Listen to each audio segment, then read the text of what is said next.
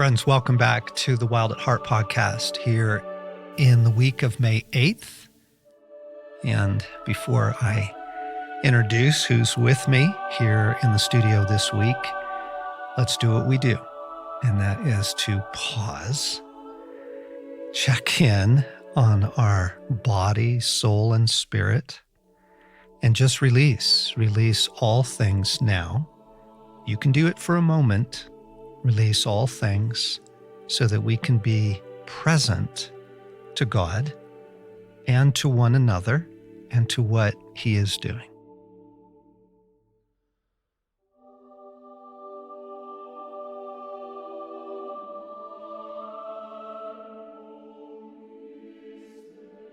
Jesus, we do. We give everyone and everything to you. And we pray for our union, and we pray for your life and your love and your kingdom to fill each of us and to surround us wherever we are, wherever we're listening in. Come and meet us in this podcast. Speak to our soul's deepest needs. In your name, Jesus, we all pray. Amen. All right. I am stoked that with me this week and next week, my son, Sam. Good to be here. Most of you know Sam from multiple podcasts and also from his work on the And Sons Journal and the And Sons podcast, which had a long run before Sam and Blaine landed that, allowing Blaine to go on to do some things he wanted to do, some writing projects. And yeah, we'd say greener pastures, except it's pretty dry where he lives. So yes, he's describing himself as a subsistence farmer now. Yeah. But he did buy a farm out east about an hour, and they're doing that life, and he's doing some writing. And then you, meanwhile, went back to school. Mm-hmm. You are a third-year grad student in a counseling program. That's right. The end is in sight. It's interesting to be in the third year when, I would say I've been doing trainings in this field over the last decade. Yes. And I've been in this message, which is very therapeutic, for over 2 decades. So it's this funny thing that in my cohort, I've noticed some people look at me where they're like, you have been in this longer than 3 years. And it's true. And also, yeah, I'm a third-year grad student who's like, man, the DSM, it's crazy. Yeah. So, preparing for a career as a therapist. Mm-hmm. Wish I had the name of my practice so you guys could all go get on the wait list, but I don't. So that's just too bad. Yeah, don't jump on the wait list yet, folks. Not yet. But Sam and I have been riffing on some conversations offline that I wanted to bring online here into the studio. And we were talking, the first thing I had asked you about is, what are you observing? As a third-year student, you're seeing clients now. Right. Actually, a lot of clients. And so what are you observing in the human condition? What are you observing in your field? Yeah. When we were talking about this the other day, it's hard. My first thought goes to like, oh, everybody's story is so different. All these people, like their faces, their backgrounds. And yet there's a few pieces that really do feel like they tie the stories together. And one was... and it's going to feel like both hopeful and sad, but the bar is lower than you think. And by that, I mean the bar to be a good parent, or to be a good friend, or to be a good spouse or son or coworker. Like, I have noticed in my own life and the lives of my peers that we all compare upwards. We just keep doing that. Like, I'm comparing myself to the people that I think are really killing it, and therefore I must not be. And over the last couple of years, sitting with people that are in need, something in me has clicked and goes, oh. Humanity's not doing that great. Right. The bar to be a good mom, to be a good dad, to be a good spouse isn't actually that high. It's phenomenally low in a heartbreaking way. Yeah. And also kind of in a hopeful way. It's kind of gone both ways for me. There's been sessions I've walked away and gone, oh my gosh, I need to tell everybody, like, you are killing it as a dad if you are showing up and you're just asking a few questions and you're Yes. present. Yes. And it's really, really, really, really hard to do that. Yes. Yeah. Yeah, because the accuser's always there saying, you suck at this. You're Yeah. a terrible dad. You're a terrible mom. You're a terrible friend. Yeah. Yeah. The internal accuser, the internal critic is this universal experience that in the therapy world, we look at it as this tool that people use to, I will judge myself first and hardest so that nobody else does. And we just see that over and over again. And it's really hard to like break out the smelling salts and go like, hang on. No, like that's actually not true.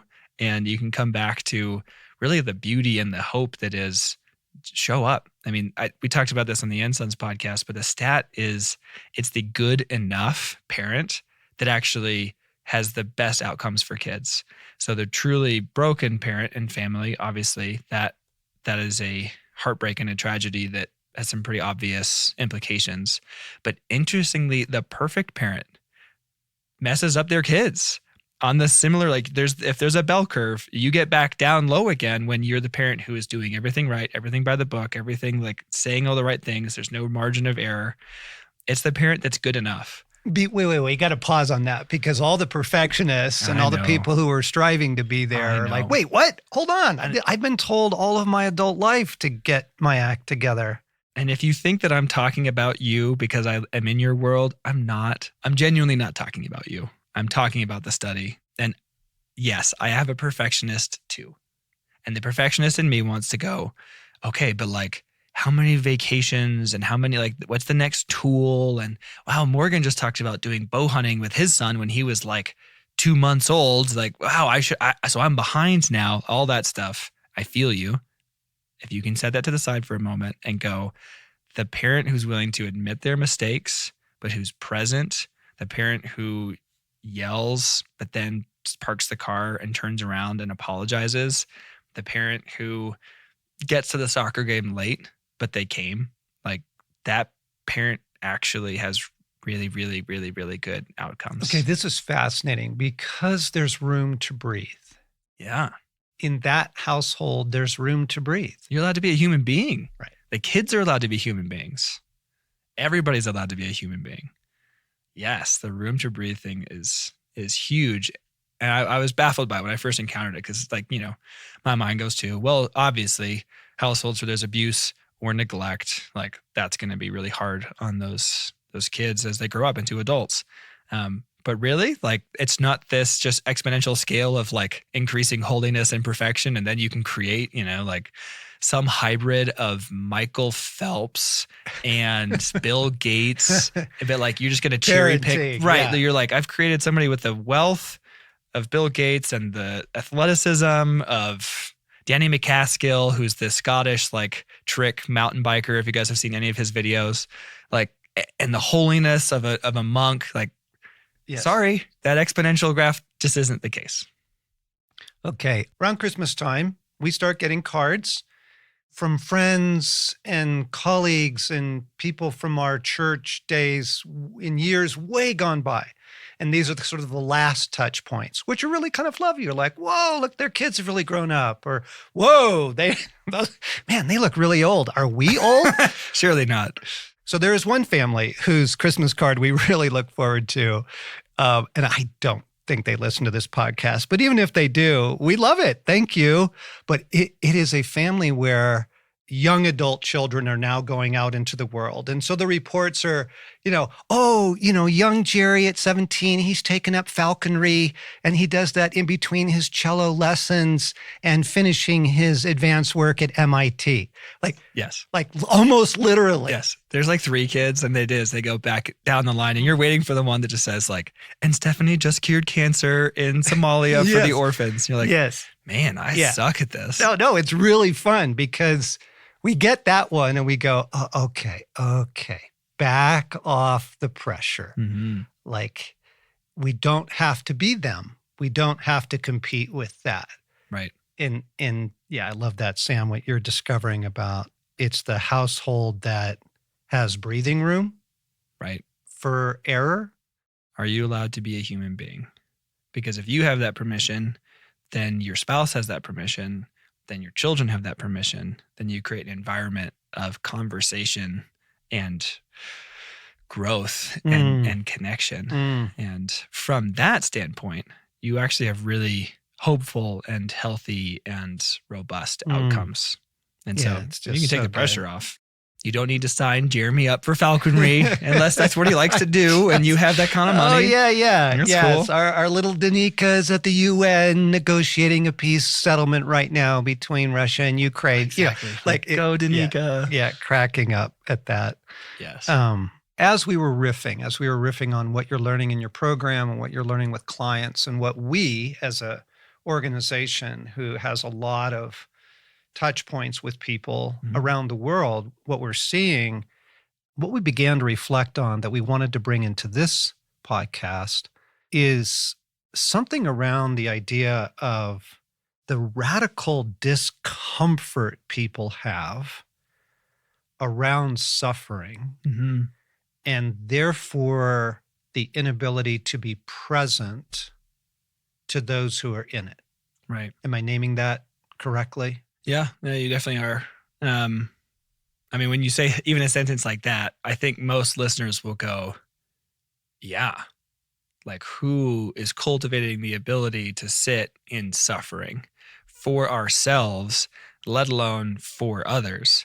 I mean, there's a whole industry created to help us dissociate from it, like the get well soon cards and the delivery flowers and the happy balloons. And like there's an intermediary for you to avoid doing that for somebody else because of how hard it is. Yes. And if you do send the cards or the flowers, like it's this, hey, thank you. You did like a really good thing. But emotionally, mentally, relationally, were you actually going into those waters? Because those waters are deep. And I've sat with multiple people who use the same analogy, which I think is fascinating because I don't know where everybody's coming from that they're encountering this, but like many people express that to walk into the waters of suffering is to go into a well that just goes all the way down. And there's no coming up from it. So that's what they fear. There you go. They don't want to feel sadness, grief, depression, suffering, those like typically associated as darker, heavier emotions, because when you do, like you're going to go, from here in the US, that tunnel goes all the way down to China, but then sucks you out the other side of the universe. Totally. So Nana, my mom is with Jesus now, so I can tell some more stories because she's like totally fine with it now. She sees it all, gets it all is forgiven. And I do love and forgive her. But one of the fascinating experiences of my life, Sam, with regards to this was I had a fear of crying. As an adult male. I had a fear of crying and I was trying to figure out why, where did that come from? Yeah. And what I discovered was that I had never seen my mother cry. And the way difficult emotions, the way suffering and loss were handled in my childhood home was get past it quickly as you can. Don't linger in it. Don't stay in it. Don't talk about it. Get past it. And I understand when you're in a survival mode. Yeah. There's probably a time and a place for compartmentalizing. Yep. But you're not describing compartmentalizing. You're describing the environment. It's a lifestyle. For decades. Yes. Yeah. And what a joy it was to realize that mine shaft that you were just describing, that was my fear. Yeah. Is you go into pain, you never come out. Yeah. And I remember as a young adult crying over some losses, some things, some events, and being shocked that there were tears. Right. Like I didn't disappear forever into, it was the unknown, the fear of some sort of boogeyman that was waiting in the closet. Yes. That wasn't there. Rather, more like the child jumping off the side of the pool, your feet did find the bottom. Right. And you were able to push yourself back up yes. after you experienced it. Yes. What's fascinating is we are we're barely touching brain science these days. And so everybody loves, pop psychology whenever the latest thing comes out. But what we've learned about the brain and brain mapping is the emotions that you feel, the opposite is laid over that in the brain. And so when you feeling deep sorrow, that region of the brain is also the place where you feel deep joy. And so people that begin to try and limit your emotional range, you end up limiting your range on the other side too. And so by example, if you have like a scale of -10 to +10, -10 being like those tears you're describing of like, whether it was a movie or a heartbreak or the loss of a pet or a family member or whatever, can you feel that -10 emotion? Because as soon as you say, no, that's too much, because I think that well goes all the way down to infinity. So I'm going to let myself feel like disappointment and sadness, which like that's actually probably more like a -3. Like, that's not actually that far down. What you have just done on the positive side is you've limited yourself to a +3. Well, you want to know why you don't experience deep joy and presence in the moment? Well, because you won't let yourself feel the opposite. Come on. And then what ends up happening, and I, as a, some self-disclosure here, I did this to myself when I was in college and was diagnosed kind of with depression. Depression's fairly easy to self-diagnose. And since there's nothing we can scan, most doctors go, probably, if you have the symptoms and if it runs in the family. So I was diagnosed with depression, put on some antidepressants, and felt my brain and emotions just go crazy. I mean, I've described this before, but when you are adjusting to a new med, it's like somebody turns up the volume and then just starts scanning through the radio stations. Like you get 2 seconds on one, then it jumps to the next, where it was craziness. And after a while, I felt stable enough to go off them. I know that's not the case for everybody, but in my journey, I really did want to walk away from them and see if I could implement other things, exercise, meditation, like spiritual meditation, and nutrition and sunlight, these other things I could use. And healthy emotional expression. Well, right, I didn't get there yet. So what I first did was I limited myself. To stop myself from feeling the lows. I was like, I don't feel lows anymore. And my emotional range for a while went from like -2 to +2. And I remember Susie telling me once, where she's like, I haven't ever seen you cry in 5 years. And at the same time, she was like, do you get it? Not in the same conversation, but I'd also noticed she would go, did you like that thing? Like your friend surprised you and you guys all went out for that bike ride. And I'd be like, yeah, I liked it. She's like, really? Like, yeah, no, this is my excited voice. And it was this firsthand experience of what a decade later, I now know, I had limited out of fear of the negative, all experience of the positive. Yes. So friends, let me tell you where we're headed. This has got a theme to it. It has a goal. It has a trajectory.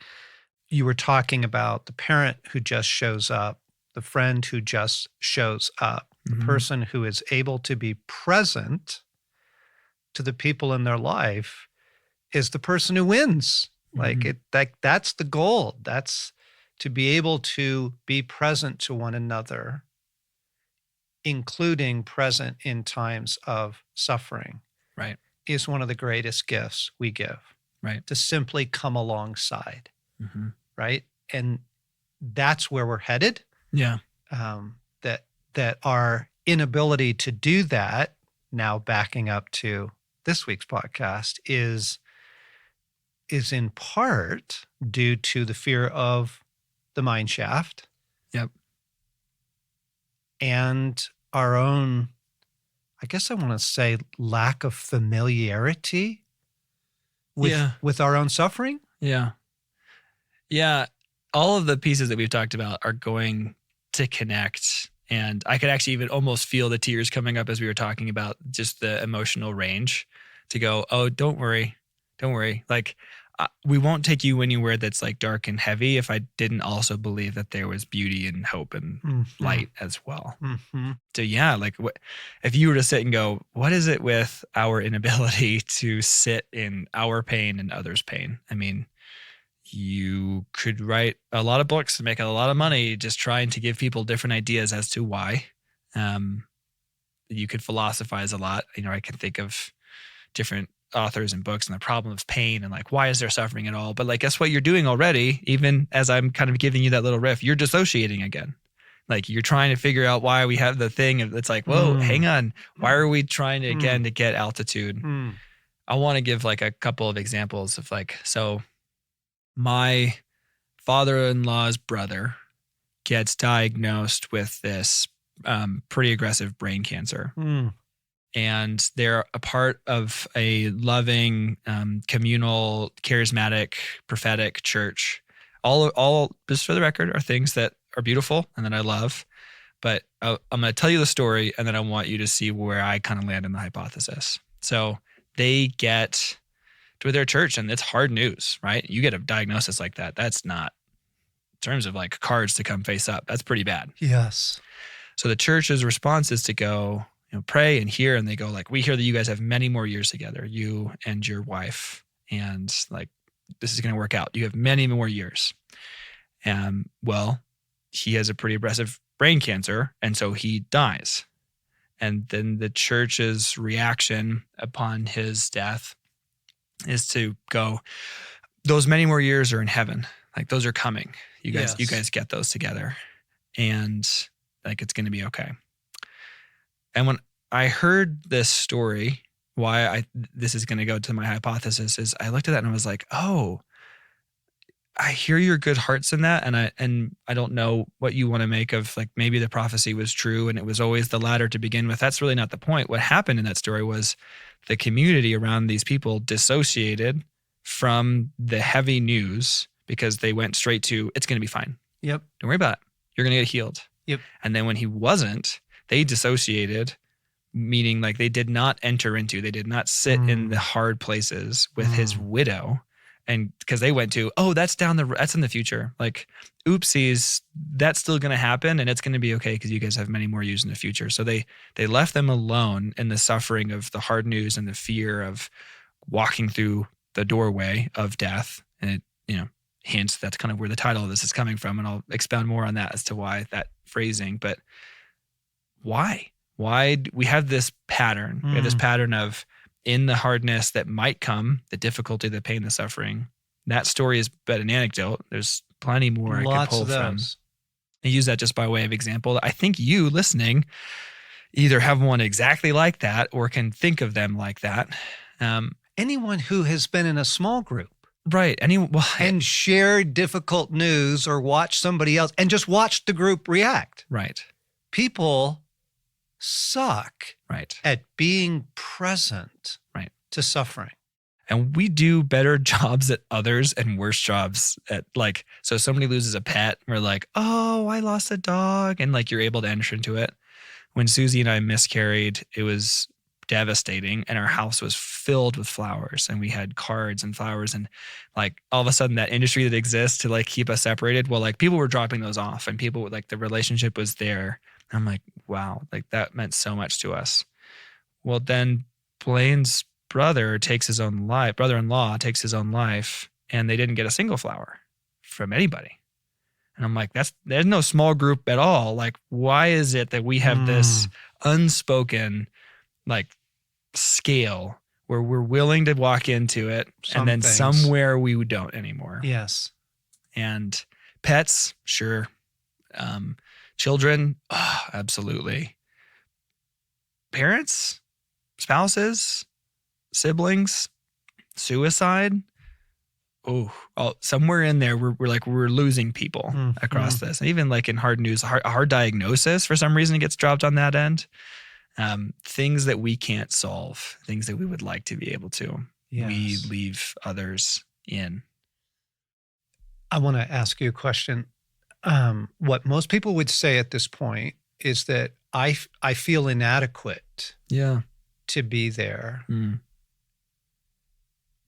But you're saying, yes, I get that, but there's something else operating here in addition to that. Yes.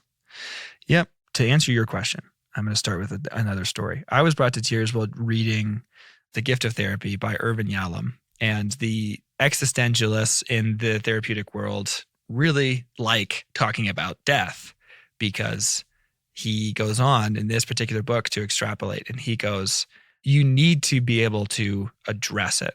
You need to be able to talk about it, because when you don't, what you are doing is you are abandoning the other person to face it alone. It doesn't mean it's not there. And you don't need to have the answers. In fact, most things in the therapeutic office, whether legally or philosophically or ethically, we don't have a lot of those answers. And what we get to do is stand or sit shoulder to shoulder with that other person and go, you are not alone in facing this. I will not abandon you to face this alone. That would be my answer. Like, you can hear some of the emotion in my throat right now as I'm talking about that, to go, oh, so the people who go, man, like, I did just witness this person in my life lose somebody. I feel inadequate to move towards them. I would give you 2 cards. There are 2 cards on the table for you to choose. The first is to abandon that person. Yeah, you agree. What they're facing is too much. It's too big. So better to not get sucked into. Or you can sit with them and tell them that you'll face it together. That's it. Yes.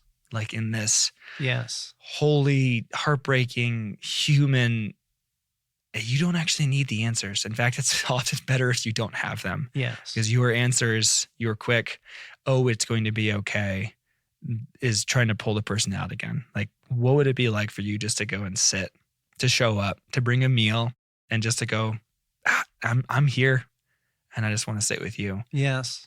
If those were the cards on the table, which I really kind of want to force your hand in, like, you have to pick one. Yes. You are picking. You Yes. already are. You're either already deciding that Every like, it's day. too big. Every day you're picking one of those cards. And I get it.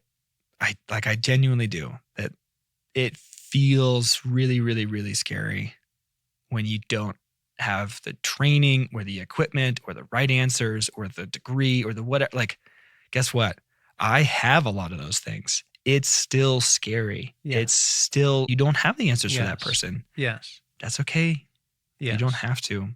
That, what would you do if the invitation was purely be present, sit with them, just show up, just look at it together, whether it's a diagnosis, whether it's a death, whether it's the loss of relationship, whether it's the loss of a pet, Loss of a job, chronic suffering. girlfriend that just broke up with your friend, like whatever it is, Yep. can you sit with them in it? Yes. And what I want to do this week is back it up and ask that exact same question of your own disappointments, heartaches, and suffering. Because wouldn't you say that the correlation is the degree to which we refuse to go there for ourselves Mm-hmm. creates a lifestyle, right? Oh, yeah. A way that then therefore we're super uncomfortable doing it with others. Mm-hmm. Absolutely. Several thoughts to that. One is years ago, Dan Allender told us this in a class where he's just said, like, you can't take anyone anywhere you haven't gone yourself. Boom. Simple as that. How do you invite someone to sit in their suffering when you won't sit in yours? And it's very different, but it's still like the specifics are different, but the thematics are the same. And something like the soul's willingness, Mm-hmm. right? Just the soul's willingness of, in bumpy ways, I've begun to learn to do this with myself. I can emote over losses, frustrations, heartaches, large and small. We're not just talking about, the fatal diagnosis. Mm-hmm.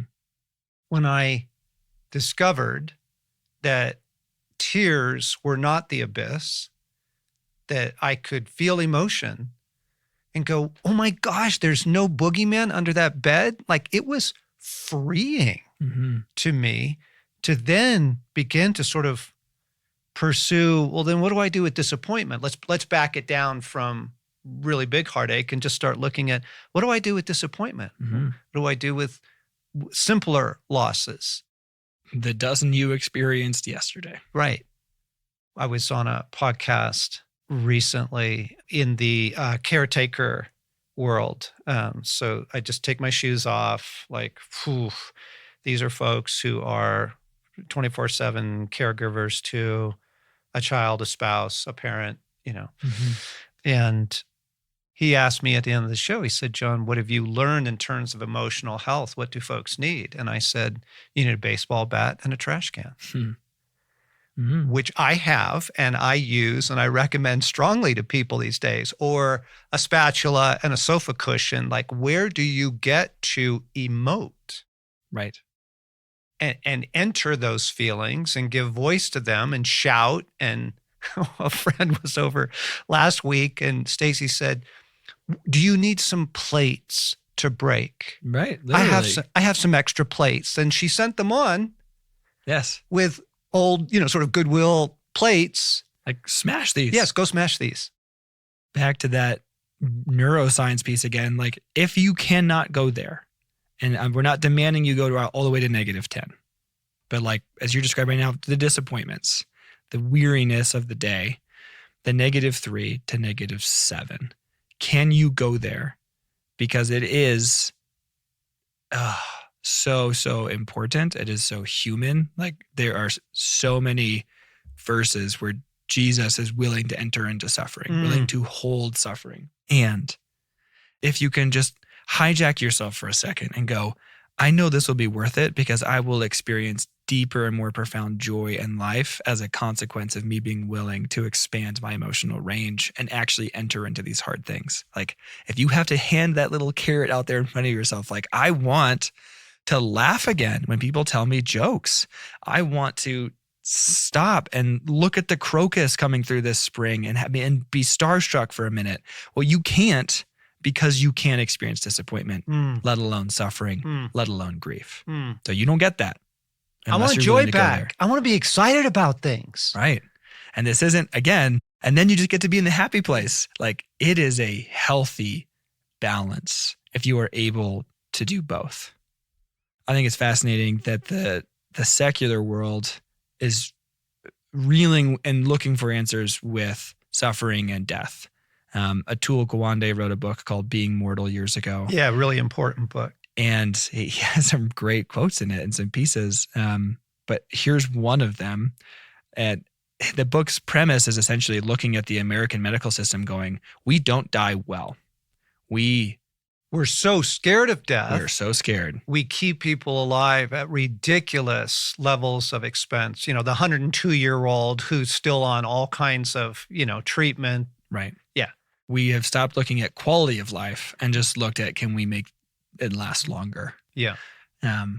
Something that I wouldn't have had my eyes open to this if I wasn't married to a nurse who worked on floors and she was sitting with this on a daily basis. But one of the quotes from his book is, we've been wrong about what our job is in medicine.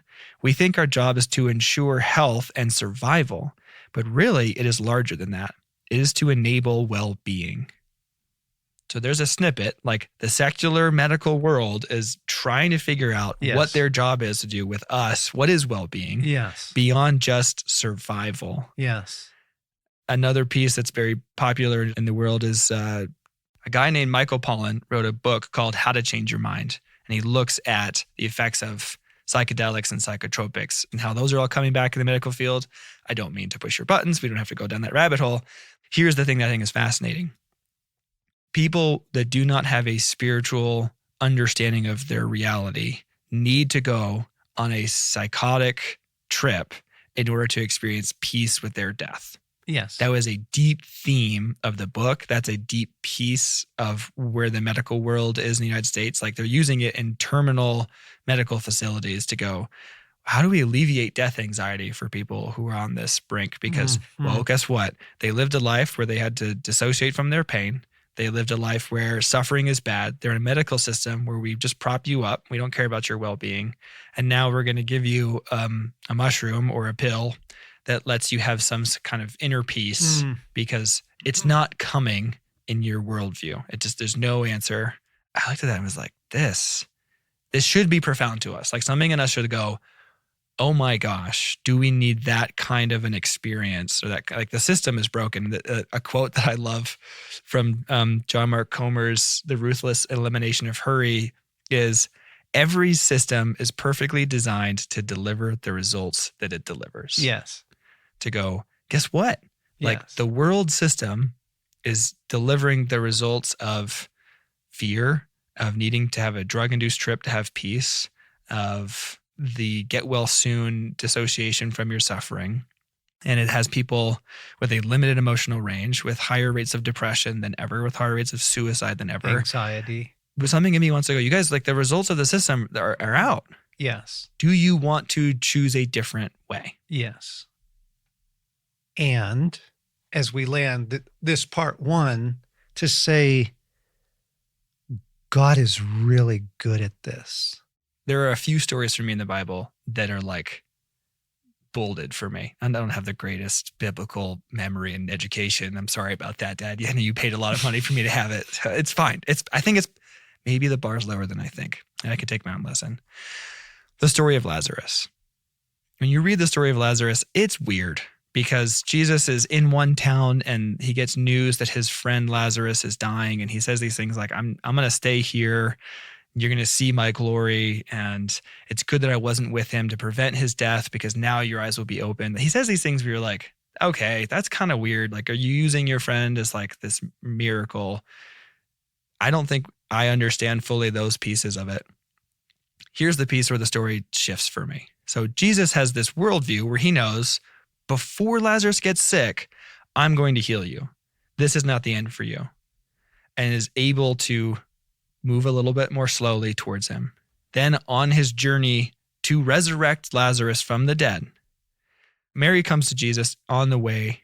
He's coming to go resurrect Lazarus. So he knows the end. A little bit like the prophetic church of like, it's going to be well. Here's the verses. When Jesus saw her weeping, and the Jews who had come with her were also weeping, he was deeply moved in his spirit and greatly troubled. And he said, where have you laid him? They said to him, Lord, come and see. Verse 35, Jesus wept. Mm-hmm.